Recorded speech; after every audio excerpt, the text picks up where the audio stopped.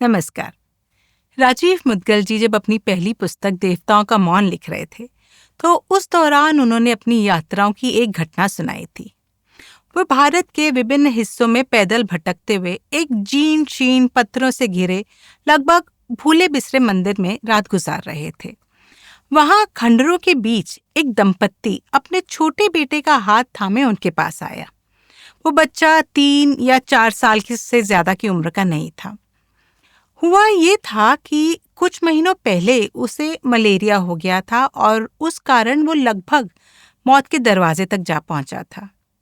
शरीर नीला पड़ गया था, सांस थम गई थी, आंखें स्थिर हो गई थीं। कोई चमत्कार ही था जो वो बच गया था।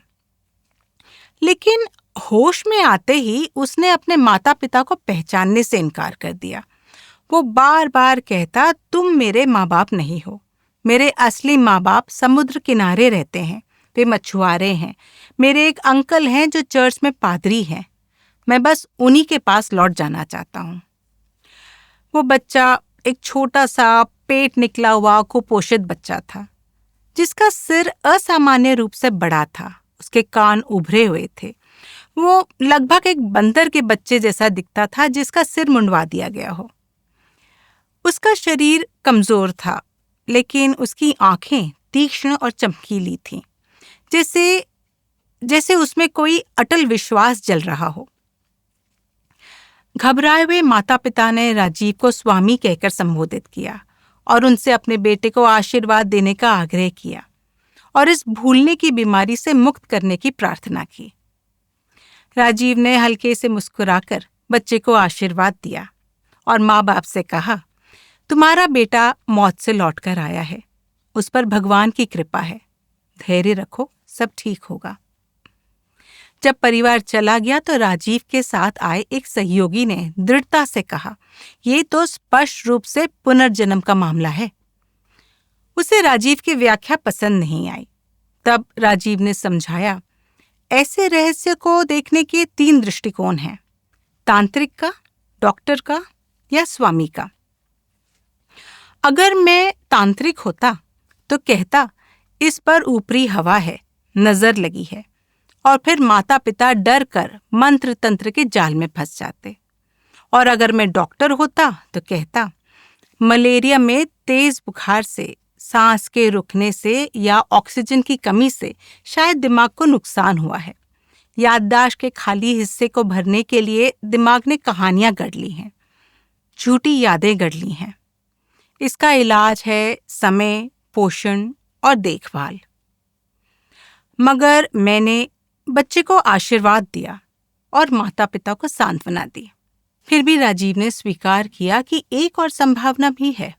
यदि जांच से सिद्ध हो कि बच्चा वास्तव में अपने पिछले जन्म को याद करता है, तो डॉक्टर का तर्क ढह जाएगा। और भीतर एक सवाल अटक गया। मान लिया कि डॉक्टर का तर्क सही है, पर क्या होगा अगर सचमुच जांच में पता चले कि बच्चा सही कह रहा है और वास्तव में वैसा मछुआरा परिवार और वहां के एक चर्च में पादरी अंकल कहीं मौजूद है? तब? और यही हमें उस गहरे सवाल तक ले जाता है कि चेतना क्या है? स्मृति कहाँ रहती है? क्या पहचान सिर्फ दिमाग और शरीर में है? विज्ञान कहता है चेतना और स्मृति केवल न्यूरॉन्स की गतिविधियों की हलचल है। चेतना केवल न्यूरल नेटवर्क की एक उभरती हुई विशेषता है। स्मृति, व्यक्तित्व, यहाँ तक कि मैं की भावना भी सिनैप्टिक कनेक्शन और इलेक्ट्रोकेमिकल सिग्नलिंग द्वारा बनाए गए पैटर्न है। मृत्यु के कुछ ही मिनटों बाद ये तंत्र विघटित हो जाता है। तब ना स्मृति बचती है, न पहचान। पुनर्जन्म का विचार एक असंभव छलांग है। कोई भी ऐसी शक्ति नहीं जो सूचना को समय और शरीर की सीमाओं के पार ले जा सकती है। बाण भट्ट का उपन्यास कादम्बरी की दुनिया इस कठिनाई को सहजता से पार कर जाती है। यहाँ आत्मा कोशिकाओं में नहीं, बल्कि 5 सूक्ष्म कोशों के आवरणों में लिपटी है। पहला, अन्नमय कोश, अन्न और शरीर से बना हुआ। दूसरा, प्राणमय कोश, जीवन की ऊर्जा से प्रकाशित।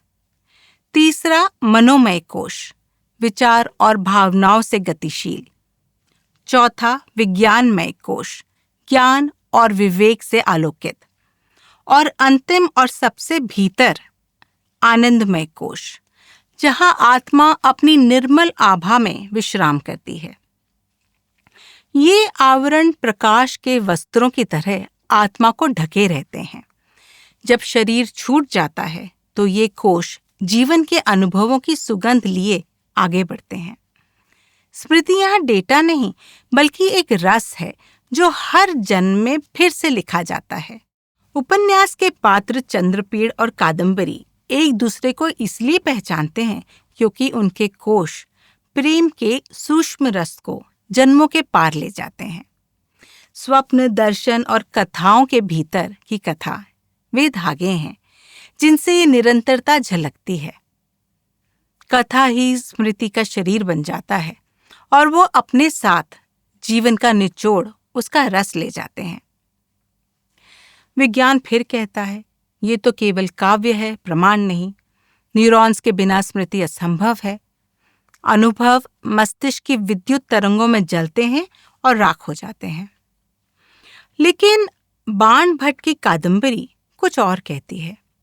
वहां आत्मा को न्यूरॉन्स का खेल नहीं माना जाता। वो कहती है, तुम्हारा प्रमाण अपने ही दायरे में कैद है।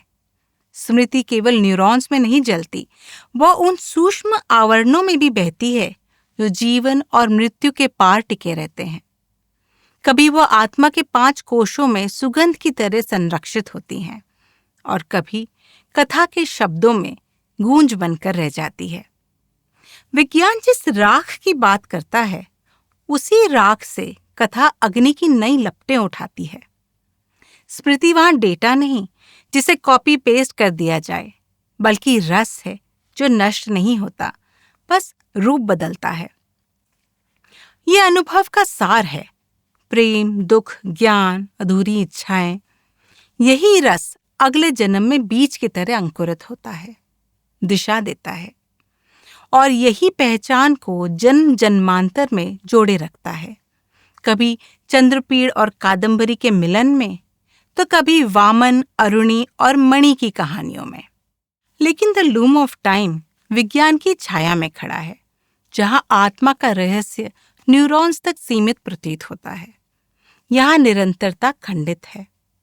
वामन लूशा का जैविक पुनर्जन्म नहीं है, बल्कि उसका साहित्यिक पुनर्जन्म है।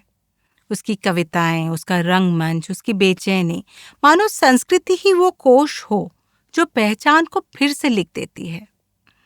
अरुणी विज्ञान और मानवीय लालसा के बीच एक पुल बनाने का सपना देखती है, मृत्यु को पार कर स्मृति को समय में ले जाने का।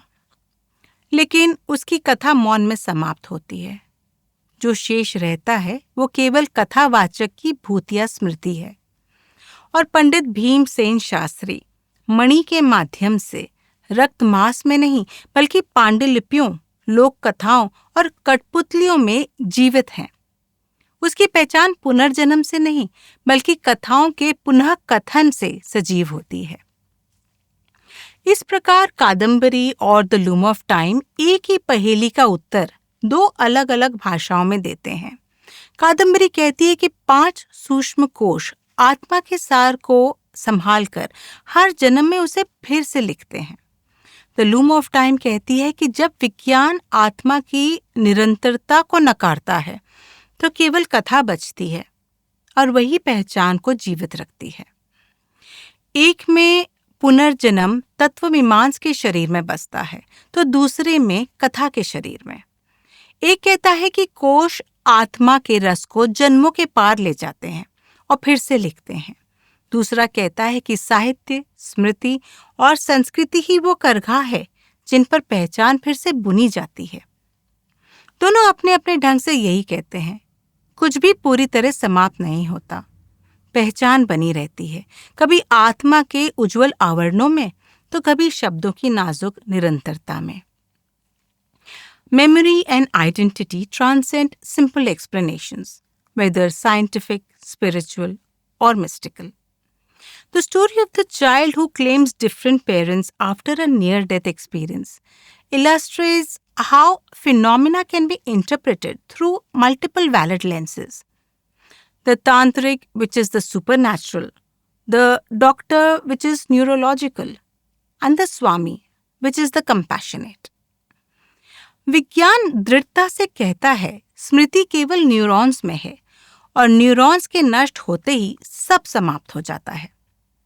कथा उत्तर देती है स्मृति रस में है और वो रस कथा के धागों में बार बार नया रूप लेकर लिखी जाती है। और इस प्रकार विज्ञान और कथा की ये असंगति हमें स्मरण कराती है कि सत्य किसी एक दिशा में स्थिर नहीं, वो डॉक्टर की जांच में है, तांत्रिक के प्रतीकों में है, स्वामी की सांत्वना में है। स्मृति शायद इन्हीं सब के बीच एक रस की तरह बहती रहती है।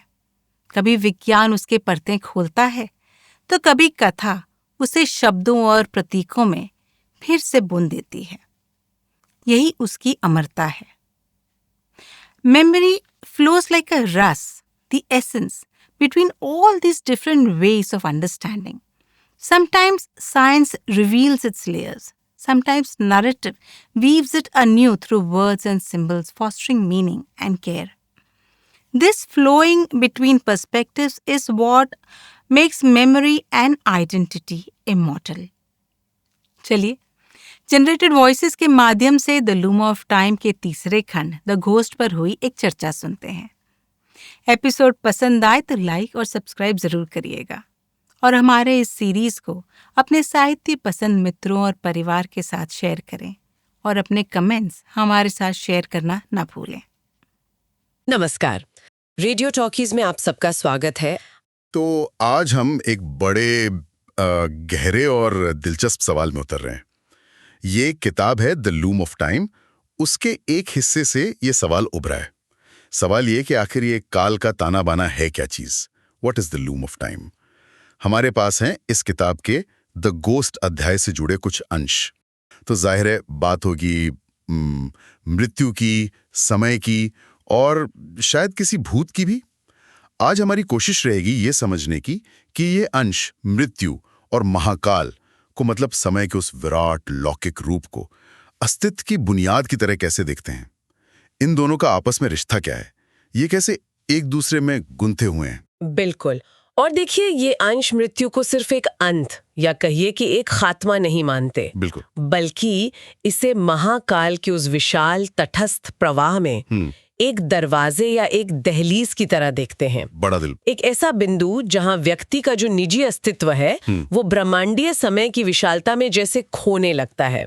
और हाँ, इसमें एक भूत का जिक्र भी है जो इस पूरे विचार को और भी पेचीदा और गहरा बना देता है। ये तो दिलचस्प लग रहा है। हाँ। तो आइए इस विचार की परतों को खोलना शुरू करते हैं। हाँ। सबसे पहले मृत्यु की बात करते हैं। स्रोत इसे कैसे देखते हैं, क्या कहते हैं? स्रोत ये बताते हैं कि मृत्यु की प्रकृति वो दोहरी है। एक तरफ तो ये अंत है, एक विच्छेद है, मतलब शरीर का खत्म हो जाना, जीवन का रुक जाना। लेकिन दूसरी तरफ ये एक तरह का रहस्योद्घाटन भी है जो हमें हर चीज के अस्थायी, अनित्य होने का एहसास कराता है। हाँ, और ये पहलू बहुत महत्वपूर्ण है। सच में ये अंश मृत्यु को उस क्षण की तरह दिखाते हैं जब हम अपनी यादों, अपनी पहचान, अपने लगाव, इन सब की नाजुकता का, इनकी क्षण भंगुरता का सामना करते हैं। और यही वो चीजें हैं जिन्हें महाकाल यानी वो विराट समय आखिरकार अपने अंदर समेट लेता है। मृत्यु मानो हमें एक आईना दिखाती है कि जिसे हम मैं कहते हैं वो कितना अस्थायी है। ये उस मनोवैज्ञानिक और अस्तित्वगत कश्मकश को दर्शाता है जिससे शायद गुजरना पड़ता हो। अच्छा, तो मृत्यु हुई व्यक्तिगत अनुभव, एक घटना, एक दहलीज, लेकिन फिर ये अंश एक और बहुत विशाल अवधारणा सामने लाते हैं, महाकाल। स्रोत के अनुसार महाकाल तो स्वयं काल का ताना बाना है, वो शाश्वत समय जो भाग्य बुनता है और फिर हर रूप को वापस निराकार में मिला देता है। एकदम।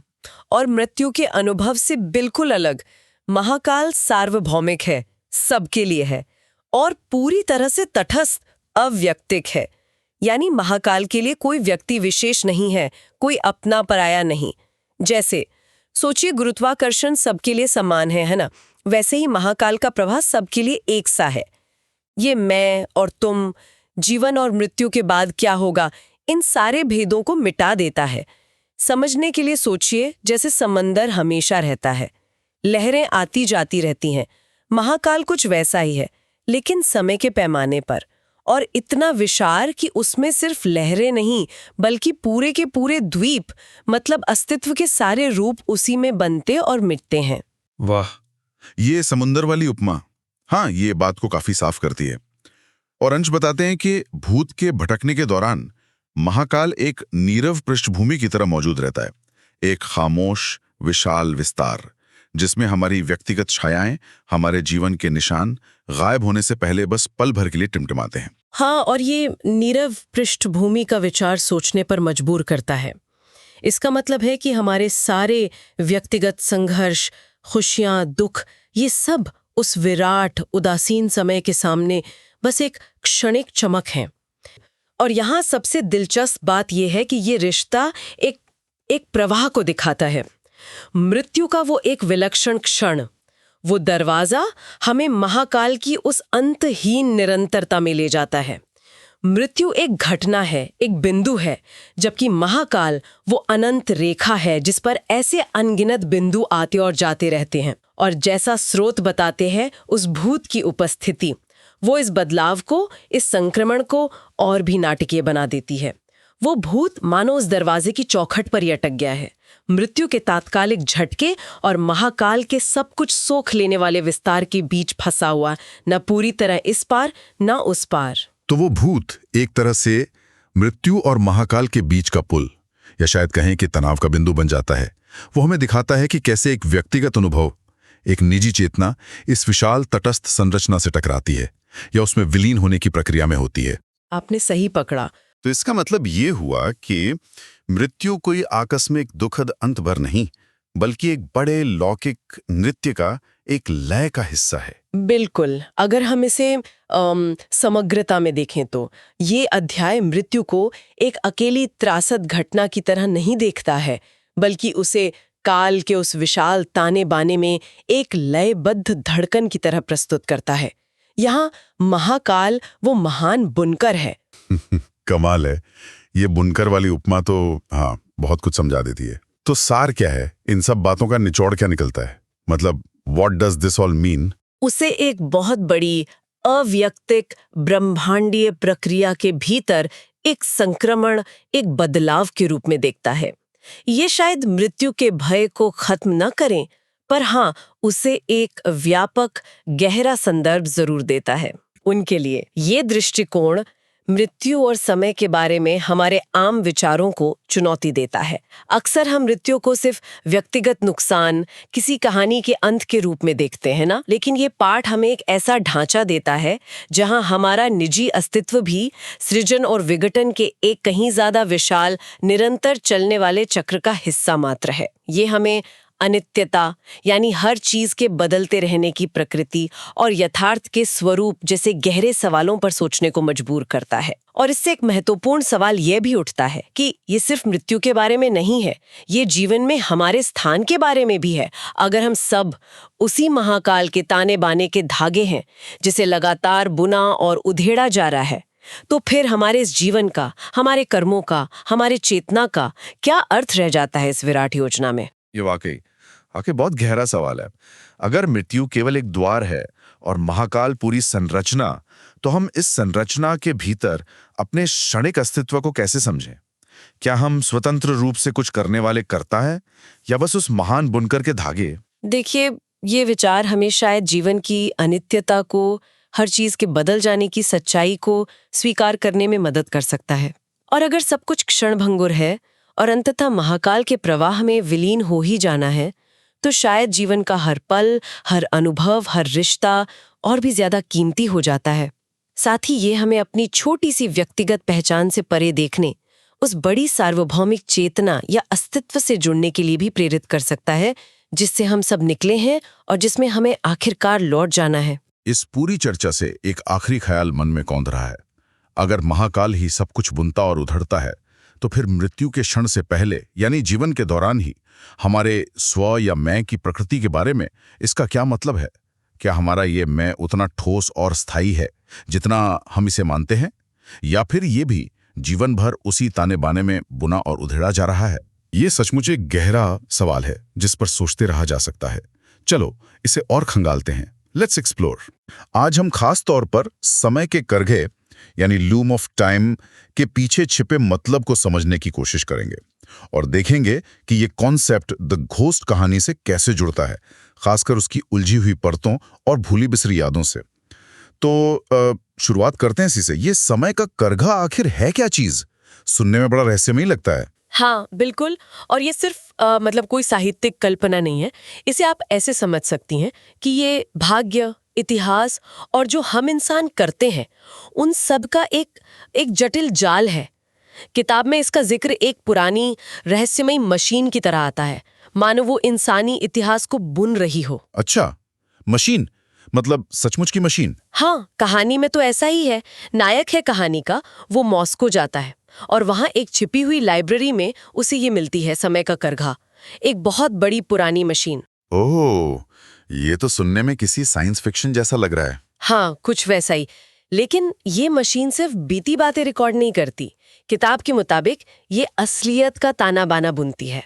हमारे मतलब हम सब के जो विचार हैं, जो काम हैं, जो फैसले हैं, उन सब के धागों से। बाप रे, मतलब हमारे सोचने भर से भी फर्क पड़ता है। हाँ बिल्कुल। और ये बहुत नाजुक काम है। देखिए, अगर धागे क्या कहते हैं बहुत कस गए या ढीले रह गए तो पूरी हकीकत बिखर सकती है। इसे बदला जा सकता है, ऐसा कहानी कहती है, पर उसके लिए बहुत गहरा ज्ञान और हिम्मत चाहिए। क्यों? मतलब बदलने में क्या दिक्कत है? दिक्कत ये है कि इसका असर सिर्फ एक इंसान पर नहीं होता, पूरी दुनिया का मुकद्दर बदल सकता है। इसके परिणाम बहुत बड़े हो सकते हैं। यहीं पे बात बहुत बहुत गहरी हो जाती है। नायक इसे चलाना सीखता है। हाँ, वो सीखता है और दुनिया के इस ताने बाने को, इस हकीकत को सुधारने की कोशिश करता है। ये हमें सोचने पर मजबूर करता है कि हमारे अपने छोटे मोटे काम, हमारी सोच, वो इतिहास की इस बड़ी तस्वीर में कहाँ फिट होते हैं, है ना? बिल्कुल, ये एक जैसे जिम्मेदारी का भी एहसास कराता है। सही कहा। और ये नायक के लिए भी एक इम्तिहान जैसा है। क्या वो वाकई दुनिया को बेहतर बना पाएगा या अनजाने में कुछ और गड़बड़ कर देगा? ये सवाल बना रहता है। तो ये करघा जो हकीकत बुनता है, इस समझ के साथ अब द घोस्ट कहानी पर आते हैं। कहानी की शुरुआत ही थोड़ी अजीब है। नायक जो अब करघे का मास्टर बन चुका है, उसे अपने दरवाजे पर एक भूरा लिफाफा मिलता है, अनजाना। हाँ, और यहीं से रहस्य और गहराता है। उस लिफाफे में सिर्फ कहानी नहीं है, एक अजीब सी रिक्वेस्ट है कि इस कहानी को समायोजित किया जाए, अकोमोडेट किया जाए। समायोजित मतलब समय के ताने बाने में फिट किया जाए। हाँ, कुछ ऐसा ही। मानो कोई भूली हुई याद, कोई अधूरा किस्सा वो समय की बुनावट में अपनी जगह मांग रहा हो। और मजे की बात देखिए, ठीक उसी वक्त नायक को मास्टर का फोन आता है। वो कहता है करघे में कुछ गड़बड़ है, लेकिन फिर वो कहता है उसने फोन ही नहीं किया। अब ये इत्तेफाक है या कुछ और, पता नहीं। तो मतलब करघे का मास्टर बनने के बाद भी ऐसी चीजें हो रही हैं, भूली हुई यादें, भूतों की कहानियां, इन्हें क्यों समायोजित करना पड़ रहा है? ये कहानी शायद इसी सवाल के इर्द गिर्द घूमती है। किताब का एक इशारा है कि अतीत कभी पूरी तरह मरता नहीं, वो भविष्य को शक्ल देता है। द घोस्ट इसी विचार को सामने रखती है। भूली हुई यादें, अनसुलझे रहस्य, जैसे अरुणि का गायब होना या बाद में भूत दिखना, ये सब क्या हैं? ये समय के ताने बाने के ढीले धागे हैं या उलझे हुए धागे हैं? तो जब तक इन्हें सुलझाया नहीं जाएगा तब तक महारत अधूरी है। इन्हें समझे बिना, स्वीकार किए बिना वो महारत पूरी नहीं हो सकती। ये भूली यादें शायद हकीकत को कमजोर करती हैं, या फिर शायद उन्हें समझने और बुनने का मौका देकर हकीकत को और मजबूत भी कर सकती हैं। और फिर ये कहानी के अंदर कहानी वाली बात, परिचय में इसे आधुनिक समस्या कहा गया है। द घोस्ट में नायक को लिफाफा मिलता है, उसमें एक कहानी है। हाँ, एक रहस्यमयी मेहमान की कहानी जो शायद खुद अब जिंदा नहीं है। वो अपनी प्रेमिका अरुणि के बारे में बताता है, उनके प्यार, उनकी बहसों के बारे में। ये परतें क्यों? कहानी में इतनी परतें डालने का क्या मतलब हो सकता है? ये शायद याददाश्त की जटिलता को दिखाती हैं, जैसे हमारी यादें होती हैं परत दर परत, या समय की परतें, या शायद ये दिखाती हैं कि कैसे छोटी छोटी कहानियां मिलकर ही इतिहास का बड़ा ताना बाना बुनती हैं। वो लिफाफे वाला कथावाचक जो खुद को भूत जैसा महसूस करता है, वो अपनी कहानी सुनाते सुनाते एक और कहानी सुनाने लगता है, भीमसेन शास्त्री और मणि की। अच्छा, तो 3 परतें हो गईं। पहली नायक और लिफाफा। दूसरी उस लिफाफे के अंदर की कहानी अरुणी और उस भूत कथावाचक की। हाँ, और उनकी बहसें भी बड़ी दिलचस्प हैं। वो समय पर, याददाश्त पर बात करते हैं। भविष्य तय है या सिर्फ संभावनाएं हैं। डार्विन की विकासवादी बुद्धि और आज की टेक्नोलॉजी के खतरे, परमाणु हथियार, वायरस, इन सब पर। ये बहसें सिर्फ किताबी नहीं लगती, ये सीधे समय के करघे से जुड़ती हैं, है ना? बिल्कुल। क्या हमारा भविष्य पहले से बुना जा चुका है या हमारी यादें और हमारे चुनाव उसे बुनते हैं? और जब वो तकनीक के खतरों की बात करते हैं तो सवाल उठता है कि क्या इंसान की बनाई चीजें ही उसके विनाश का कारण बनेंगी? हाँ, ये कहानी का मुख्य तनाव लगता है। फिर अरुणी का क्या होता है? उनके रिश्ते में तनाव आता है जब अरुणी को विदेश जाने का मौका मिलता है। उनका रिश्ता गहरा है, जज्बाती, जस्मानी, लेकिन अरुणी अचानक चली जाती है और फिर गायब हो जाती है। कथावाचक उसे बहुत ढूंढता है पर कुछ पता नहीं चलता। एक और अनसुलझा धागा। और फिर ये कथावाचक, जो अब कठपुतली का खेल दिखाता है, वो तीसरी कहानी शुरू करता है। हाँ, दिल्ली में एक वर्कशॉप में लेक्चर देते हुए वो पंडित भीमसेन शास्त्री की कहानी सुनाता है। पंडित भीमसेन अपने गुरु के गांव जाते हैं और वहां मणि से मिलते हैं, अपनी बचपन की दोस्त। हाँ, मणि, गुरु की बेटी, जो अब बड़ी हो गई है, बहुत समझदार, बहुत तेज। वो पुरानी बातें करते हैं। फिर मणि उनकी लिखी पांडुलिपि लेती है और रात भर में उसमें ऐसे सुधार करके लौटाती है कि पंडित जी दंग रह जाते हैं। अच्छा, फिर? यहीं से कहानी में वो अजीब मोड़ आता है। पुष्कर जाते हैं मणि के भाई चारू से मिलने। मणि ने कुछ चीजें मंगवाई थी, घाघरा और पायल, लेकिन चारू बताता है कि मणि और पूरा गांव वो तो महीनों पहले हमलावरों ने तबाह कर दिया था। मणि आग में जलकर मर गई थी। क्या? लेकिन पंडित जी तो अभी मिलकर आए थे मणि से, ये कैसे हो सकता है? मणि के लिए लाए उपहार लेकर पंडित जी कर वापस गांव जाते हैं। गांव पहुंचते हैं तो वहां सब खंडहर है, वीरान। वो दरवाजे की दहलीज पर वो घाघरा और पायल रखते हैं और वो हवा में गायब हो जाते हैं। कोई दिखता नहीं पर उपहार चले जाते हैं, जैसे मणि ने ले लिए हों। बाप रे! अतीत जो मिट चुका है वो भी वर्तमान में दखल दे सकता है। ये शायद वो ही भूली हुई कहानी है, वो धागा है जिसे करघे को संभालना है। इसके बाद कहानी वापस वर्तमान में आती है, उस कठपुतली वाले कथावाचक पर। हाँ, कहानी लौटती है दिल्ली, लेकिन भूत पीछा नहीं छोड़ते। कथावाचक मेट्रो स्टेशन पे एक और अजीब, डरावना अनुभव बताता है। उसे लगता उसके पैर जमीन में धंस गए हैं, वो हिल नहीं पा रहा। और तभी उसे एक साया दिखता है, एक औरत का प्रेत, लाल घाघरा और गुलाबी टॉप पहने हुए, चेहरा भावहीन, नीला बैंगनी। वो डर के मारे भाग जाता है वहां से। लाल घाघरा और गुलाबी टॉप, ये तो वही है जो मणि ने मंगवाए थे। और अरुणी का क्या हुआ आखिर में? अगले ही दिन कथावाचक का दोस्त सोमू, जो पुलिस में है, उसे एम्स बुलाता है। मुर्दा घर में। हाँ, अरुणी की लाश पड़ी है, कुचली हुई, और उसने वही लाल घाघरा और गुलाबी टॉप पहना हुआ है। ओ नहीं, वही कपड़े। हाँ, वही जो कथावाचक ने मेट्रो स्टेशन पर उस प्रेत को पहने देखा था। और उसके सामान से एक पुरानी भूरी डायरी मिलती है, बिल्कुल कथावाचक की खोई हुई डायरी जैसी।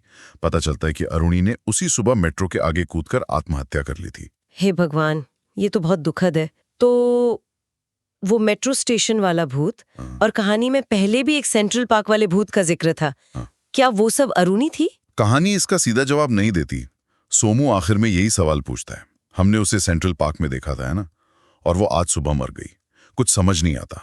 ये अनिश्चितता ही शायद कहानी का मर्म है। यादें, समय, हकीकत, मौत, ये सब कितने उलझे हुए हैं। तो ये सब मिलाकर क्या मतलब निकला? समय का करघा, भूली हुई यादें, कहानी के अंदर कहानी, अरुणी, मणि, ये भूत, ये सब कैसे जुड़ता है? देखिए, ये सारी कड़ियां मिलकर समय, याददाश्त, किस्मत और हमारे इंसानी तजुर्बे की जटिलता को दिखाती हैं। समय का करघा सिर्फ इतिहास बुनने की मशीन नहीं है, ये उन अनसुलझे धागों का, उन भूली हुई यादों का, उन दर्द भरे अनुभवों का भी प्रतीक है, जिन्हें हमें समझना होता है, अपने अंदर समेटना होता है। करघे के मास्टर को भी इन भूली हुई कहानियों से निपटना पड़ता है, उन्हें समायोजित करना पड़ता है। और द घोस्ट कहानी का मकसद? द घोस्ट यही दिखाती है कि कैसे अतीत चाहे कितना भी डरावना या भूला हुआ लगे, हमारे आज पर असर डालता है और आने वाले कल का हिस्सा बनता है। मणि की कहानी, अरुणी की कहानी ये बताती हैं कि अतीत की अनसुलझी परतें कैसे वर्तमान को आकार देती हैं। और कहानी के अंदर कहानी वाली बनावट का क्या? वो बनावट इसी जटिलता को दिखाती है। जैसे प्याज की परतें होती हैं ना, वैसी हकीकत की भी कई परतें हैं। हर कहानी दूसरी को मतलब देती है। भीमसेन का अनुभव, कथावाचक के भूतिया दर्शन, अरुणी का अंत, ये सब मिलकर दिखाते हैं कि समय सीधा नहीं चलता। यादें भूत बनकर लौट सकती हैं और शायद करघे को साधने के लिए सिर्फ भविष्य नहीं, अतीत के भूतों का सामना भी करना पड़ता है। तो राजीव मुद्गल की द लूम ऑफ टाइम, खासकर द घोस्ट कहानी के जरिए हमें समय और यादाश्त की बहुत गहरी उलझी हुई दुनिया में ले जाती है। ये सोचने पर मजबूर करती है कि कैसे हमारी भूली हुई यादें, हमारे अतीत की घटनाएं अनजाने में हमारे आज और कल को बुन रही हैं। बिल्कुल, और कहानी के भीतर कहानी की संरचना याद दिलाती है कि हकीकत अक्सर वो नहीं होती जो ऊपर से दिखती है। वो कई कहानियों, कई नजरियों, कई समयों से मिलकर बनी होती है।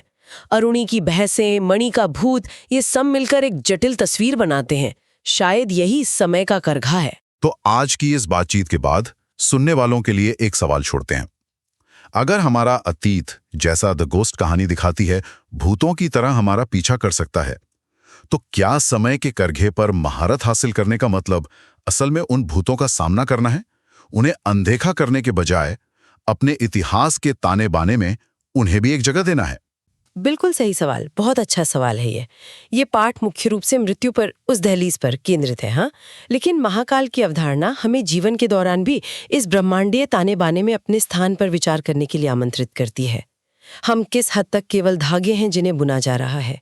हमारी स्वतंत्रता, हमारी इच्छा शक्ति, हमारी पहचान, ये सब उस विशाल शाश्वत बुनावट के संदर्भ में क्या मायने रखते हैं? क्या हमारा ये स्व भी एक लगातार चलने वाली प्रक्रिया है, न कि कोई ठहरी हुई स्थिर इकाई? ये सचमुच एक गहरा सवाल है जिस पर सोचते रहा जा सकता है। तो इसी विचार के साथ आज की ये चर्चा यहीं समाप्त करते हैं। अगली बार फिर मिलेंगे रेडियो टॉकीज पर।